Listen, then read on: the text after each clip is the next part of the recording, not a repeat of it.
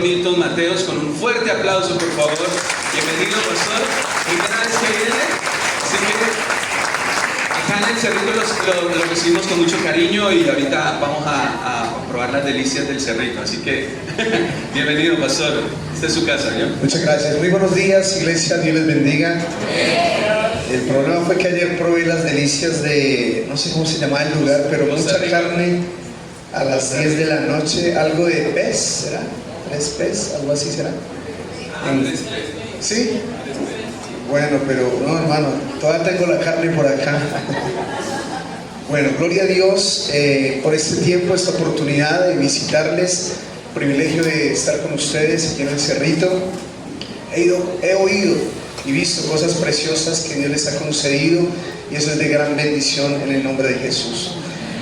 Bien, le tengo una buena y una mala. ¿Cuál quiere saber primero? La mala, que Dios no se mueve por necesidades. Esa es la mala.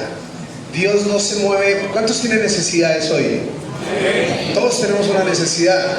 La mala es que Dios no se va a mover por esa necesidad. Y algunos se quedan diciendo, no, pero ¿cómo así? Bueno, eso es lo que vamos a ver en esta mañana, que Dios no se va a mover por una necesidad. La buena es que Dios se mueve cuando la gente tiene fe, cuando la gente cree, cuando la gente le ama, le busca y confía en sus promesas en el nombre de Jesús. ¿Cuántos creen en ese Dios que cumple en el nombre del Señor? Amén. Así que a veces pensamos que por el hecho de tener una necesidad, Dios corre y atiende y confundimos. No estoy hablando ni de sol, ni de lluvia, ni de alimento, ni de vestido, porque Jesús dijo, y el Señor dijo que llueve sobre justos e injustos y hay misericordia sobre justos e injustos. O sea que no estoy hablando de eso, estoy hablando de gracia, favor, propósito y bendición, que es otro tema muy diferente, ¿verdad? Así que a lo largo de la historia vamos a ver en la Biblia que la fe, la gracia de Dios, el beneficio, la manifestación de Dios en la vida de personas, pueblos incluso, se dio no porque tuviesen una necesidad, sino porque esa persona creyó en el propósito de ese Dios glorioso y poderoso. Porque la persona creyó que Dios lo que decía lo cumplía. Y eso marcó la diferencia. Acompáñenme a Lucas capítulo 4, por favor. Lucas capítulo 4. Vamos a estar leyendo a partir del versículo 25. Las palabras de Jesús. Y en verdad os digo, escuche bien, y en verdad os digo que muchas, repita conmigo, muchas viudas había en Israel en los días de Elías, muchas, cuando el cielo fue cerrado por 3 años y 6 meses y hubo gran hambre en toda la tierra, pero a ninguna de ellas, escúcheme bien, a ninguna de ellas fue enviado Elías, sino a una mujer viuda de Sarepta de Sidón. Repita conmigo, y muchos leprosos había en Israel en tiempo del profeta Eliseo, pero ninguno de ellos fue limpiado, sino Naamán el sirio. Amén. La Biblia dice muchas viudas, muchos leprosos, pero no todas las viudas experimentaron la gloria y provisión de Dios, y no todos los leprosos fueron sanos. Jesús mismo está diciendo, hay muchos con necesidad, hay muchísimas personas, pero no todos experimentan la visitación, gloria y bendición de Dios. De hecho, Jesús con sus palabras está escandalizando allí en Nazaret. Está predicando en esta sinagoga y es el primer mensaje que va a irritar a los primeros religiosos, porque en el contexto en que está la palabra, de hecho no nos cuadra cuando decimos que hay muchos necesitados pero solo pocos van a experimentar la gloria de Dios. Como que a algunos no nos cuadra esa parte. ¿Cómo así que muchos y solo pocos? Pareciera que es como exclusivo, pareciera que es para cierto grupo. No nos va a cuadrar. Imagínense ese discurso en un contexto religioso de selección, donde el pueblo fue elegido, era el pueblo elegido, Y viene Jesús y dice lo mismo que yo estoy diciendo en esta mañana, pero le agrega un ingrediente que agrava el asunto. Imagínate que el pueblo colombiano fuera el pueblo elegido, escogido, el pueblo amado, el pueblo privilegiado, al que Dios le dio leyes, promesas, gracia, favor. Y viniera Jesús, hablando del pueblo colombiano, y dijera: en Colombia hay muchísimos leprosos, en Colombia hay muchos necesitados, en Colombia hay muchísima gente, pero Dios dice, pero ninguno de ellos recibió, excepto la hermana venezolana. Y algunos, ¿qué? Y luego dice, y había muchos leprosos en Colombia, había muchos enfermos, muchos que estaban padeciendo lepra, pero solamente el hermano cubano recibió la bendición. Y le está diciendo a colombianos elegidos, dice, no, pero ¿cómo? Entonces ya irritó, el solo hecho de que está diciendo, oiga, los extranjeros, los que no tenían la ley, los que no tenían el llamado y las promesas, fueron los bendecidos. Ahora entiendes por qué se irritaron, ¿verdad? Y si lees el resto del contexto, casi lo tiran por un peñasco, ¿verdad? Porque se enfurecieron, no les cuadró lo que Jesús les estaba diciendo. Entonces el tema no es de necesidad, el tema es de fe. El tema no es ni siquiera quién soy. Recuerda que Jesús mismo le dijo, ustedes dicen que son hijos de Abraham, pero yo les digo que aún de las piedras Dios puede levantar hijos. O sea que el tema no era ni siquiera lo que ellos decían ser. Ahora, como muchos, repita conmigo, muchos, pero somos pocos, ¿verdad? Entre los muchos somos pocos. Hay muchísima. ¿Cuánta gente necesita un milagro en el Cerrito y en el Valle? Muchos, pero solo pocos entienden el llamado, el propósito de parte de Dios. Entonces tú eliges si estás en los muchos o estás en los pocos. Dile al que está a tu lado, tú eliges. Tú eliges si marcas la diferencia, o no. Y te voy a agregar una. ¿Cuántas iglesias necesitan una propiedad en Colombia? Repita conmigo, muchas, ¿verdad? ¿Y cuántos pocos lo van a lograr en el nombre de Cristo Jesús? Marcamos la diferencia, ¿verdad? Pero entonces empezamos a hacer la pregunta, ¿qué hará la diferencia entre muchos? Entre muchos, ¿qué marca diferencia? Entre muchos, ¿qué es lo que marca la diferencia? ¿Sabe? En la Biblia hay muchas historias, hay una que me fascina y quisiera complementarla con lo que estoy compartiendo, de cómo entre muchos yo puedo marcar diferencia por mi fe, por atreverme a creer y actuar. Cuando muchos oyen el Evangelio, cuando muchos reciben promesas, cuando muchos tienen la Biblia en la mano, pero ¿cuántos la creen? ¿Cuántos actúan, caminan y viven por fe en esa palabra? Hay una historia que me impacta mucho incluso del Antiguo Testamento, que es más radical en el tema de pueblo elegido.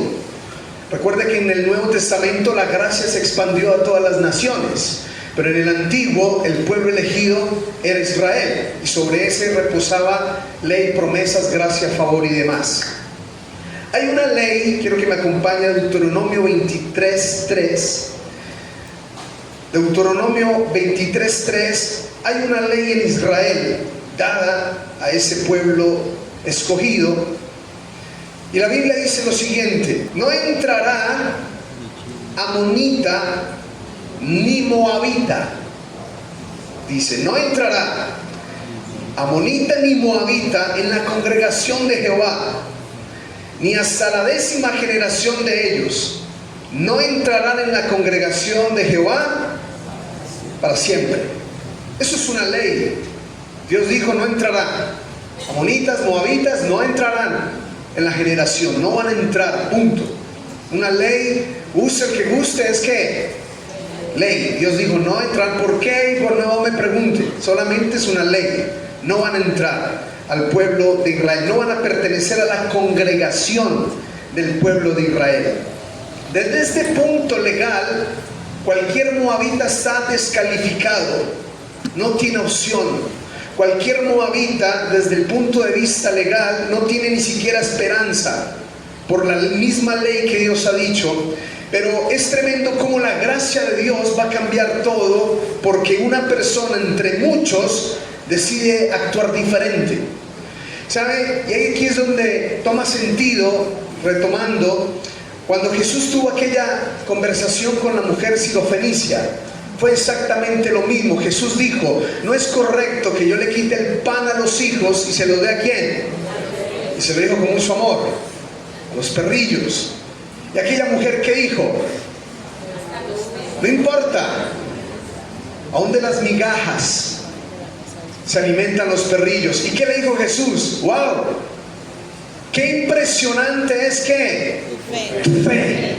Y por esa fe recibió la gracia, el milagro que ella estaba necesitando.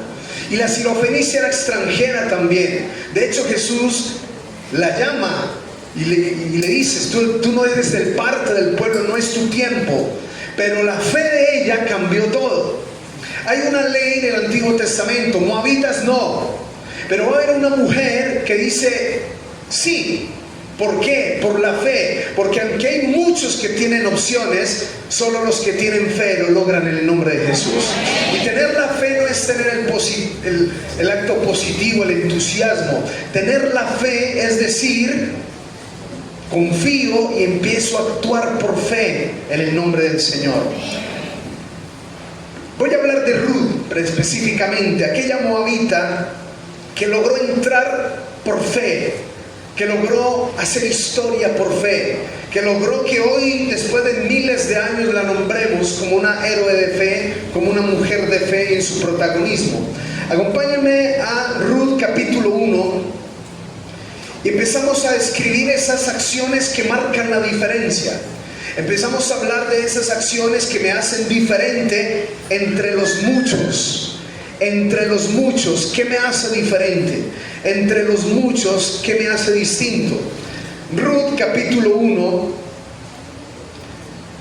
versículo 16, puntualmente vamos a leer el versículo 16. Dice lo siguiente: respondió Ruth: no me ruegues que te deje y me aparte de ti, porque a donde quiera que tú fueres, iré yo, y donde quieras que vivieres, viviré.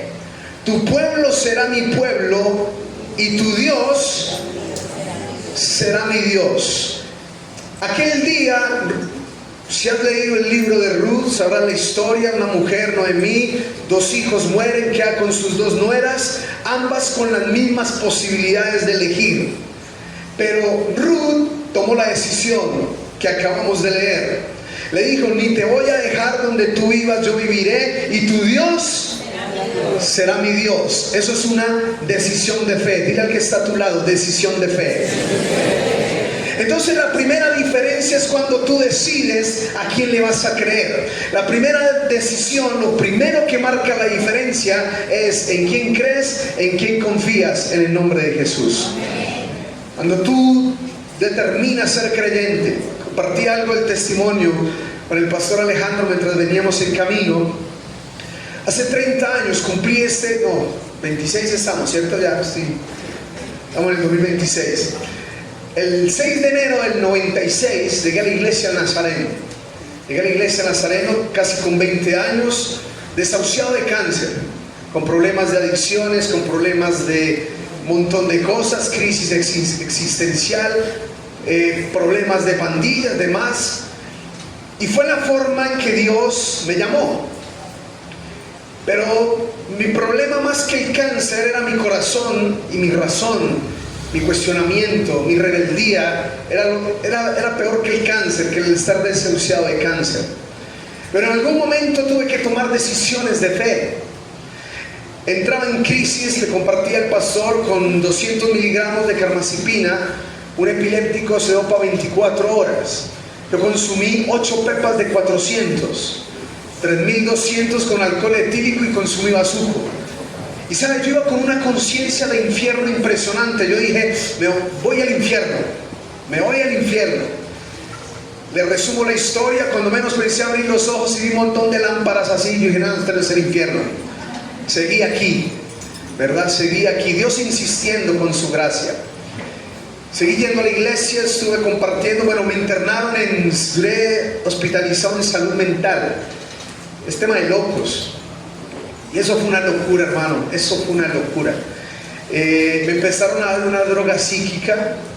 Yo salí a caminar en el salón, en el pabellón de los que estamos locos. Compartía cama con un satanista que se había intentado cortar las venas. Ese era mi roomie, mi compañero de habitación.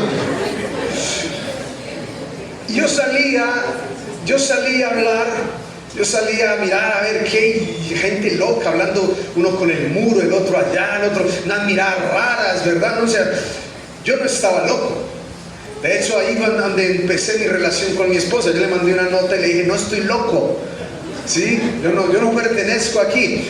Pero un día salí a caminar y yo iba caminando así por el pabellón, cuando este pie empezó a hacer así. Dije, uy, no. Dije, ¿qué fue eso?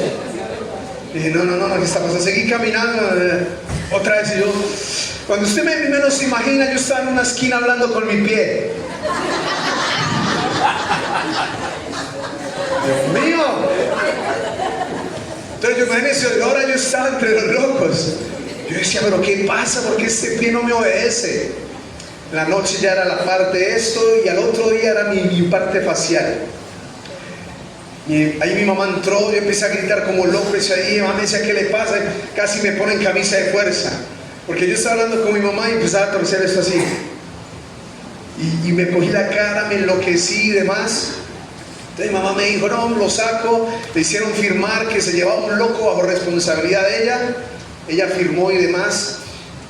Cuando ella me preguntó qué droga le están dando, era la mitad de una pastillita. Ni siquiera me la daban entera, imagínense. Pero eso estaba afectando mi sistema. Yo ahora sí entiendo por qué el pie andaba rebelde, ¿verdad? Yo pensé que solo le pasaba a los jugadores de la selección. No, a mí también me pasó. Ahora, ¿qué sucedió? Y fue la crisis.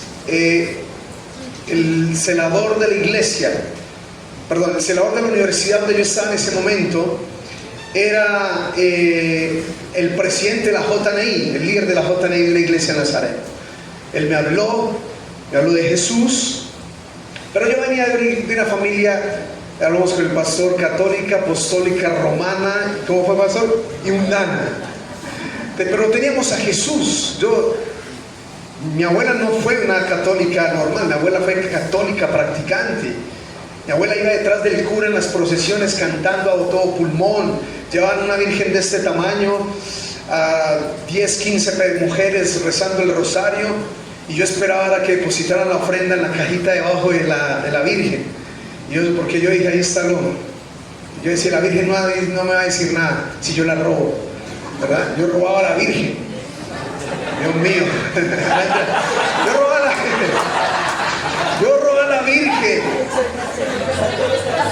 la virgen.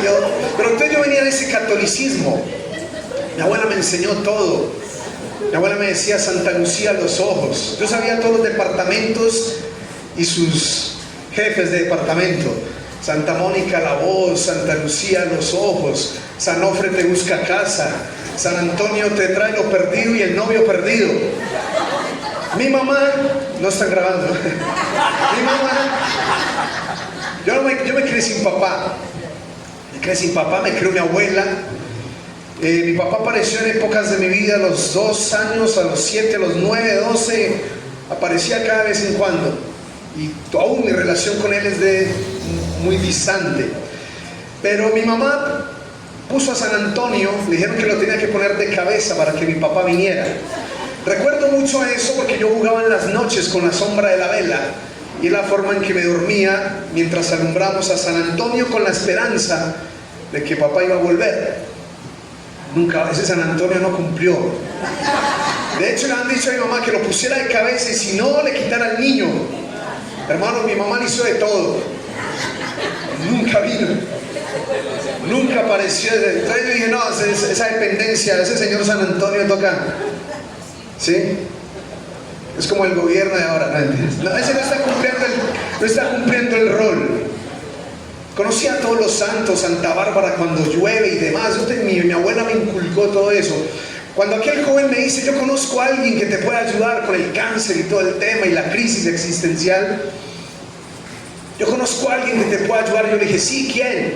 Me dijo, ayudaba a muchos, ayudó al uno, ayudó al otro. Yo imaginaba a alguien así como el indio amazónico, algo así como un curandero, algo así. Cuando digo, sí, ¿quién? Me dice, Jesús. Yo dije, me acuerdo de mi expresión. Yo le dije, yo ya sé de quién me hablas. Y no, le dije, sí, ya sé, porque yo venía de un contexto, vuelvo y te digo, religioso, pero no hablaba de un Jesús real. Y ahí fue cuando él me invitó, empecé a ir a la iglesia y estaba en crisis. Yo decía, el diablo hablaba a mi mente muchísimo, me decía, sus últimos días y usted entre locos. Y a veces uno está en la iglesia y está el hermanito así por acá, todo, ¿cierto? Y yo decía, Dios mío, una hermana habló en lenguas, agarraba la silla y hablaba en lenguas. Yo duraba 5 minutos en el culto y me iba. Y dije, esta hermana, ¿qué está hablando? ¿Qué es eso? Era un choque de cosas. No me pregunte cómo hablaba en lenguas una hermana en la iglesia de Nazareno, pero así pasaba. Todo pasaba y bueno, sucedía y yo me cuestionaba la fe, por qué, demás. Pero un día no aguanté más y hicieron un llamado en la iglesia, era una ceremonia especial, recuerdo, un llamado especial. Y ese día ya cansado, muchas cosas en mi vida, muchas crisis. No es vivir con un día más de vida, cuando hoy te acuestas y dices un día más, es cuando dices hoy un día menos. Y vivir contra ese contratiempo es una cosa horrible que no se lo deseo a nadie. Pero en ese momento alguien invita a aceptar a Jesús. Yo paso y entrego mi vida a Jesús. Yo no pasé al altar diciéndole sáneme. No pasé, no fue mi petición. Yo pasé al altar diciendo, aquí estoy. Ya me intenté suicidar, dice todo, ya no, entonces aquí estoy, te entrego mi vida y mi corazón. Mi Dios, tu Dios, ahora ese Dios será mi Dios. Y acepté a Jesús y tomé una decisión, voy a ser seguidor de Jesús. Y lo acepté. Ese día el milagro más grande es que me perdonó. Ese día más grande, el milagro más grande era que me decía, no importa si me muero esta noche, fui perdonado, limpiado por la sangre de Jesús y soy hijo de Dios ahora en el nombre del Señor. Amén. Ya no me importaba nada. Entonces, acá también viene con seguro, ¿no? Tranquila, la iglesia me hacen igual. ¿Sabe? Y sucedió algo que me llamó la atención. Yo ese día entregué mi vida, mi corazón a Jesús. Cuando volví a médicos, yo estaba en ciertos tratamientos, me hicieron un chequeo, dijeron no, algo pasa, segundo chequeo, segunda revisión, al punto que una vez el médico me dice, el cáncer ya no está en su cuerpo. Amén. Entonces yo entendí que el Rey de Gloria entró a mi vida, y el cáncer se fue para la gloria de su nombre, y Él es maravilloso y poderoso. Los médicos dijeron meses, y ya llevo 30 años haciendo lo que estoy haciendo en esta mañana. Hablando de la grandeza, hablando ya no del Cristo de mi abuela, hablando del Cristo de la Biblia, hablando de un Dios ni de madera ni de papel, de un Dios de gloria y poderoso.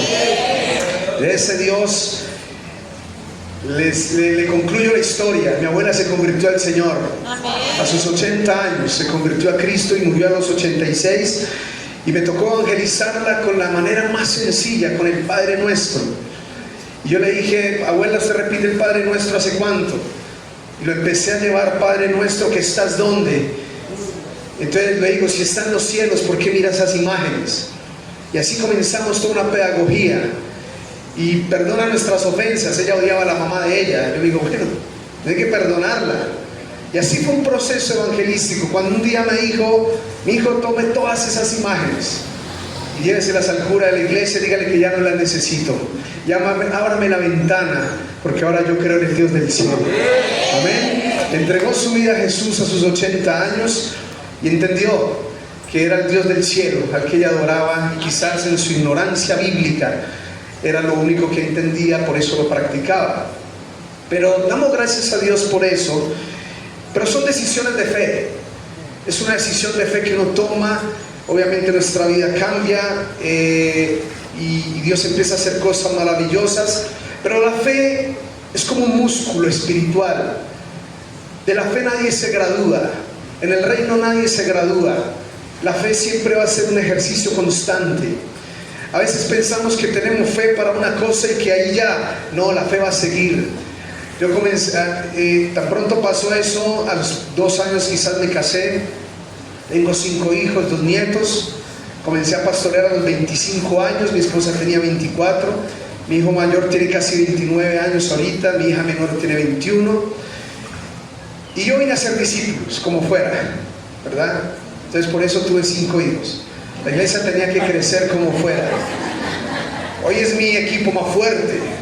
Créanme, bueno, ahora se nos están yendo 2 de casa, pero bueno, fue una gran bendición. Hace 24 años Dios me llamó de Bogotá, soy de la ciudad de Bogotá, y Dios me llamó a Santander, a Girón, Santander. Y la gente me decía, pero ¿cómo es eso? Que sale de un pueblo, perdón, sale de Bogotá, que era la ciudad, a un pueblo. Yo dije, no sé, pero para nosotros los rolos, el bogotano tierra caliente es vacaciones. Yo decía, no, eso es bueno, eso es un buen clima. Yo llegué a una zona que hoy día, hermano, al barrio que llegué era el barrio más feo de Girón. De hecho, Bucaramanga es la ciudad, se llama área metropolitana, tiene 4 ciudades. Girón es la más feíta y el barrio donde llegué era el más feíto. Pero para mí era lo más hermoso. Yo estaba cumpliendo un llamado. Nunca fue elegido, yo respondí a un llamado, el Señor nos bendijo. Como la iglesia que me entregaron decía, tenía 23 personas, se les fue el 3 de más, eran solo 2, la hermana Lili y la hermana Rosa. Lo único que sí era que eran mujeres de oración, esa fue la gran bendición. Comenzamos la iglesia en la sala de una casa, 5x3, cabían 15, pero solo éramos 4 o 5 los que nos congregábamos. Después de tantos años, Dios nos concede, estamos pastoreando una iglesia, un poco más de 400 personas. Adquirimos, ahorita les hablo un poquito de la propiedad, que creo que estuvimos en un momento muy similar a lo que ustedes están viviendo. Y fue una experiencia maravillosa todo esto, y todavía no hay nada asegurado. Hay experiencias, vida, victorias por fe, pero todavía falta más en el nombre de Jesús. Entonces la fe no se vuelve algo de instantáneo o estático, es algo continuo. La decisión que tomó Ruth es decisión de vivir por fe, y la Biblia dice, el justo por la fe vivirá. Y somos salvos ¿por qué? Y fe que evidencia obras hasta el último día de mi vida, ¿verdad? Esa fe tiene que tener visibilidad. No puede decir, yo tengo fe, ¿verdad? Yo tengo fe. No, tiene que verse con acciones. Mira lo que dice Ruth 2:11, por favor. Ruth 2:11, mira lo que dice la Biblia.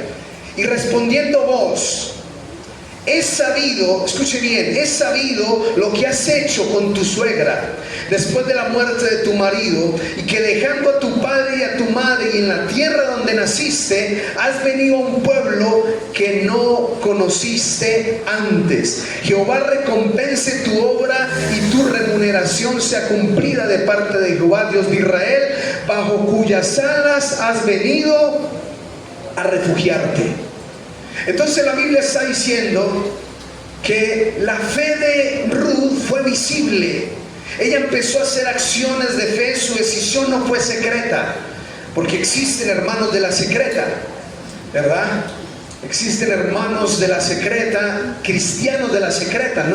Yo no creería, pero sí existen. En mi pasión de mi conversión, yo me evangelizaba a todo el mundo en la universidad. Hasta el decano, que era ateo, que alguna vez publicó ser ateo, nos hablaba de su ateísmo. Yo pedí a Dios que me diera la oportunidad de hablarle, y me lo permitió 15 minutos en una cafetería a un horario inusual, 4 de la tarde, en un horario donde no habían clases. Me permitió hablarle y darle el testimonio a ese decano que decía ser ateo. Al final me dijo, le admiro su convicción, obviamente yo entiendo, era un joven quizás de 21 años, evangelizando a un decano con toda su experiencia y demás. Al final me dijo, le admiro su convicción, ¿sí? y me da alegría haberle podido testificar. Pero un día me fui a jugar con unos amigos y a evangelizarlos. Mientras jugábamos, había uno que era en silencio mientras yo compartía la palabra. Había uno en silencio. Al final, cuando fuimos a pagar, me quedé con el que nunca habló. Y entonces me dice, yo también voy a una iglesia. Y digo, uy, qué bueno, hermano. Y ahí empiezo a hablarle como hermano, qué bueno, y tal. Mientras el otro ausente que fue a pagar regresó, ya nos empieza a escuchar en otra conversación de hermanos. Cuando él se queda mirando al otro y le dice una vulgaridad, le dice la vulgaridad y le dice, usted no es cristiano. Hace 4 años camino con usted y usted nunca me ha hablado lo que él me dijo. Yo no sabía, uy, Dios mío, qué vergüenza. ¿Sabe? Yo sentía vergüenza ajena, obviamente, pena, porque sentí lo que el muchacho estaba sintiendo, pero no es la fe. No es la fe secreta, no existe. Por eso vos le dice, he sabido, me han contado, he oído lo que dejaste a cambio de Dios. He oído lo que dejaste a cambio del Señor. Diga que está a su lado, que los demás se den cuenta, y que se note, dile, que se note, por favor. Dile que se note tu fe. Tu fe se tiene que notar. Tu fe se tiene que notar, no se puede quedar ahí. Tiene que ser visible, tiene que notarse la fe. Y ahora sí, pastor, les cuento la experiencia de la propiedad. Nosotros crecimos en el 2007 en la iglesia, teníamos 2 servicios el domingo, ambos llenos, un lugar similar, solo que en forma rectangular, y con deseo de nuestro lugar, del lugar donde Dios nos había llamado. Y miramos la propiedad del lado. Y en el año 2008 Dios nos dijo que compráramos la propiedad del lado. Y nosotros oramos, ayunamos, le dimos vueltas, todo lo que hicimos por esa propiedad. Pasó el 2008, el 2009, el 2010, el 2011 y no pasó nada y nunca pasó. ¿Por qué? Porque teníamos una fe que no actuaba. Entre comillas, sí Dios nos va, sí Dios, sí Dios, sí Dios, pero ¿y dónde se nota esa fe? No, Dios. Yo no lo entendía. Pasaron muchos años cuando vino una segunda oportunidad divina. Y Dios nos desafió a un lugar, y vas a eso, pastor, 4 veces más grande en el nombre de Jesús. Pero entonces, cuando yo fui a elegir el lugar 4 veces más grande, era un llamado diferente. Ya habían pasado casi 4 años de eso que entendí que no era la forma de conquistar y avanzar. Entonces, la propiedad que ya teníamos, en un momento teníamos una parte, faltaba otra. Y yo empecé, me acuerdo que el presupuesto de una propiedad primera que teníamos costaba 170, venderla. Y yo me dijeron, mire pastor, busque una bodega del fondo de la ciudad. Esa zona se va a desarrollar a futuro. Ahorita es peligrosa, pero en el futuro se va a mejorar. Y es una bodega, se la venden en 150, con 20 la adecúan y listo, fácil. Yo me quedé pensando y dije, sí, suena bien. Yendo en la moto en aquel entonces, el Espíritu me habló y me dijo, no seas escaso. Y yo dije, no seas escaso, extiende tu tienda, no seas escaso. Entonces yo veía que esa opción era fácil, y menos mal nunca la tomamos. Hasta el día de hoy el lugar no ha mejorado, antes ha empeorado. Antes estaba volviendo un semi-bronx allá yo dije, Dios mío, de lo que le dirán los hermanos, ¿verdad? Pero Dios empezó a llevarnos a un lugar 4 veces y ubicamos un lote. Y en aquel lote valía 250, faltaban 80. En aquel entonces, hablando de 2011, la iglesia nos dijo, consigan una parte, consigan 40. En ese entonces 40 era mucho para nosotros como iglesia. Y con mi esposa dijimos, no, 40 es mucho. Digámosle a los hermanos que necesitamos 20, para que se animen con 20 y después vamos con otros 20. porque tenemos problemas de fe muchas veces. Y yo reconozco que tenía problemas de fe en ese momento.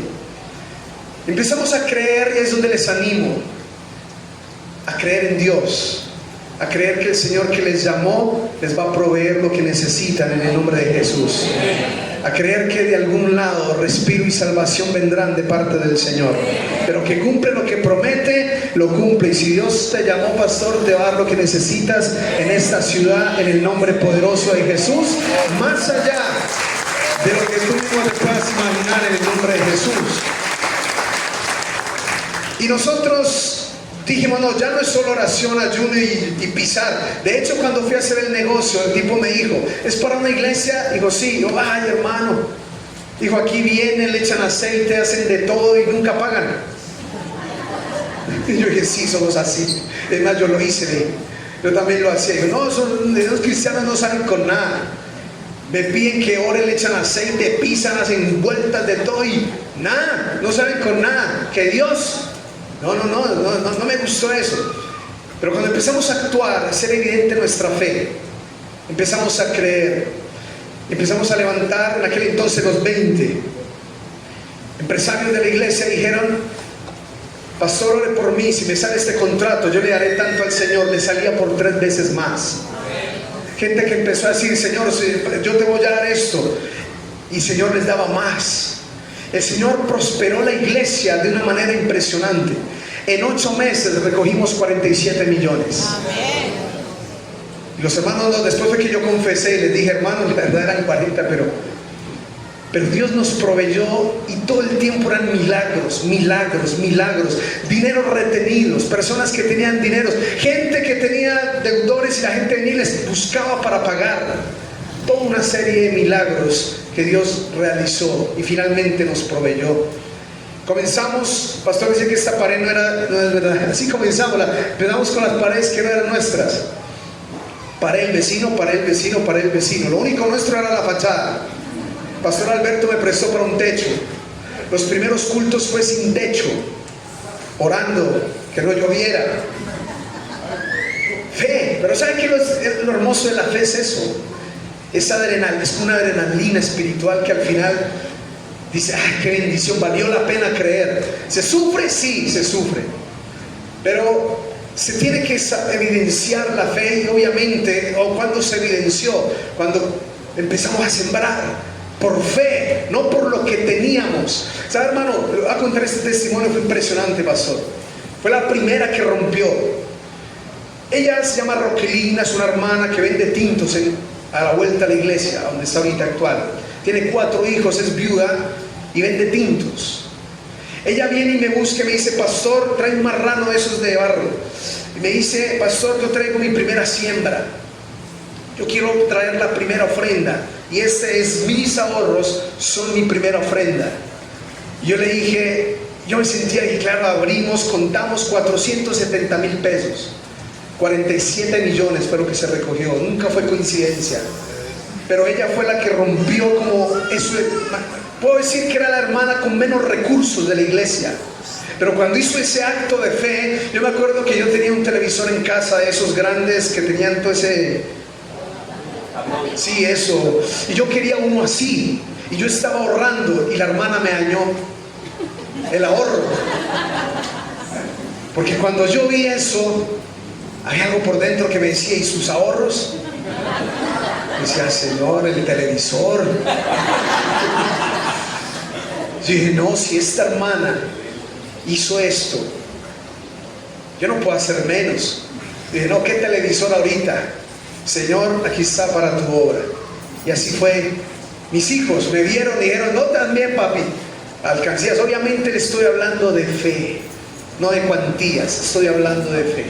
Pero eso empezó a desatar bendición, bendición, bendición. Una empresaria, me acuerdo tanto, me dijo, pastor, yo le dije, Señor, la primera venta el lunes te la daré. Dijo, y nunca había vendido tanto como ese lunes. A veces nos ponemos a hablar y Dios sorprende de una manera impresionante. En 8 meses Dios se glorificó. Pero no solo ha sido la parte financiera. En un momento compartía con los pastores ayer en la reunión. Nosotros hacemos un evento anual para más o menos casi 2,000 personas. Todos los años lo hacemos en la ciudad. Un evento masivo. Y cada evento ha sido un milagro, un acto de fe. Me acuerdo la primera vez que pusimos un espacio para 1200. Era poner sillas en fe. De que invitaste, evangelizaste, hiciste toda una convocatoria. Y somos una iglesia de 400 personas, ahora 1200, en aquel entonces 3 veces más. El 90-80% de los hermanos no creían lo que iba a suceder. A veces dicen amén, pero por dentro están diciendo, y no, yo lo veo difícil. Como muchos hoy dicen amén, pero se queda diciendo, no, yo no voy a dar mi ahorro. ¿Verdad? O diciendo, no, que empieza una lucha de fe, pero la fe se hace evidente. Dios no es deudor de nadie. Hasta un vaso de agua tiene recompensa en el reino de los cielos. Papá no le queda viendo nada a nadie. Todo lo que tú siembres, recogerás y cosecharás en el nombre de Cristo Jesús. Amén. Dale ese aplauso al Rey de Reyes. Dios no le queda viendo nada a nadie. De eso sí tengo por seguro. Se hace evidente, se tiene que hacer evidente. En ese primer evento que hicimos hace 5 años atrás, y los pocos que creíamos, sabíamos que se iba a llenar el lugar. Había mujeres, yo veía cara de mujeres que me miraban como diciendo, pastor, vamos a quedar en vergüenza. Todas esas sillas, vamos a quedar en vergüenza. No dicen, pero su mirada los delata. Pero cuando está llena, sacan los celulares.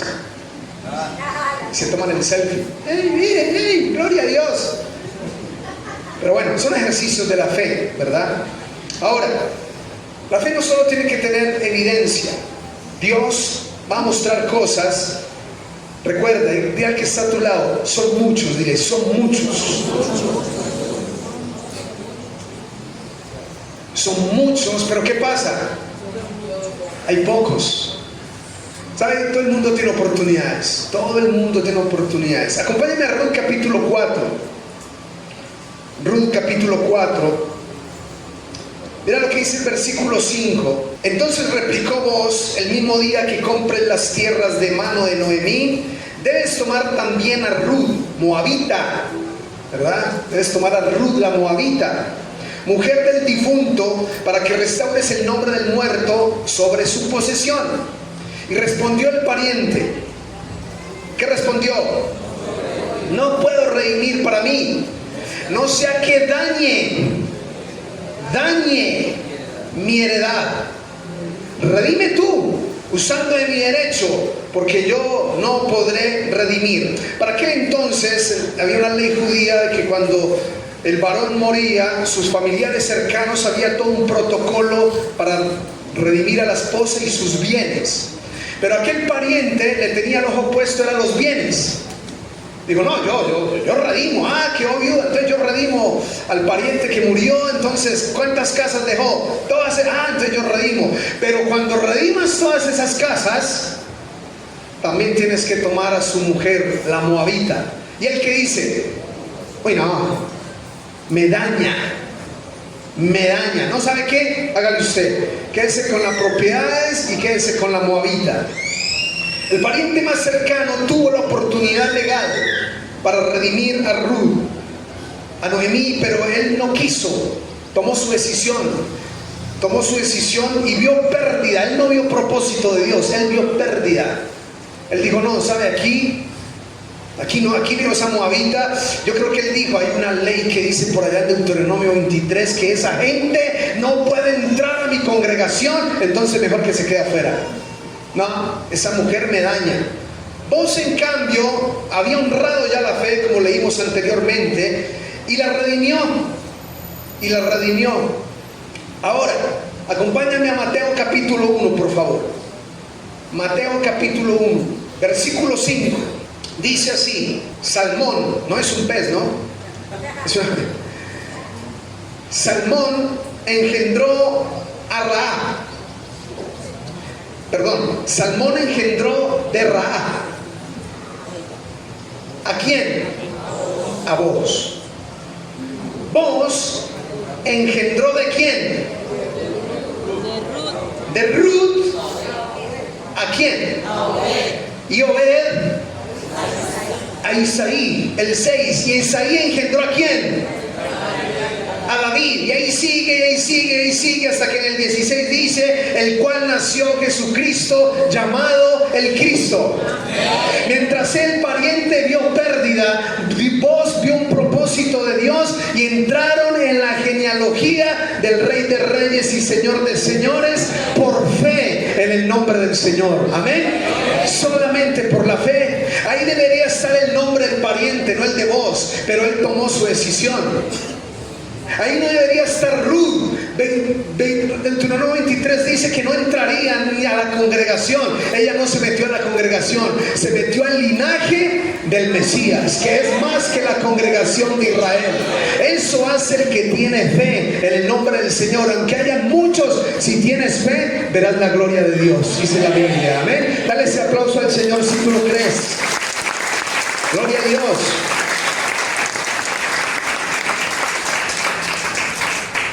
Pero me llama la atención algo muy valioso. Solo la gente que ha experimentado gracia ve la gracia en otros. El pariente, quizás con argumentos no lo sabemos, pero lo sospechamos. Al decir me daña, entendemos que vio lo negativo. Pero vos sabes lo que es gracia, porque acabamos de leer el texto. Salmón engendró de Rahab. Todos sabemos quién es Rahab en la Biblia. Entonces el hijo de una prostituta redimida pudo entender que una moabita también podía hacerlo en el nombre de Jesús. El que ha vivido gracia, perdón y misericordia, por eso es capaz de hablar, predicar misericordia a otros. Los religiosos no, los religiosos creen que es mérito. Los que hemos sido alcanzados por la gracia sabemos que aquí solamente es misericordia y favor de Dios, y que lo que hizo conmigo lo puede hacer con cualquier persona en el nombre de Jesús, porque eso es gracia de Dios, no es mérito, es la gracia del Señor. ¿Sabe? Una mujer descalificada, una mujer que no tenía opciones, una mujer, Dios no solo bendijo a Ruth, Dios la incluyó en el linaje del Mesías, Dios le dio un lugar. Dios, después de estar descalificada, Dios la incluyó. Y ahí es donde empiezo a entender lo maravilloso que es Dios. Ella era descalificada, según la ley debía ser excluida, no tenía herencia, pero marcó toda la diferencia, aún en tiempos más difíciles que eran los tiempos de la ley. Sin derecho en la congregación, pero tuvo fe. No tenía derecho en la congregación, pero se metió en un pueblo. Esto coincide con las muchas viudas de Sarepta. Esto coincide con los muchos leprosos. Esto coincide con los muchos que han oído el evangelio en el mundo, pero unos pocos entienden lo que es creerle a Dios.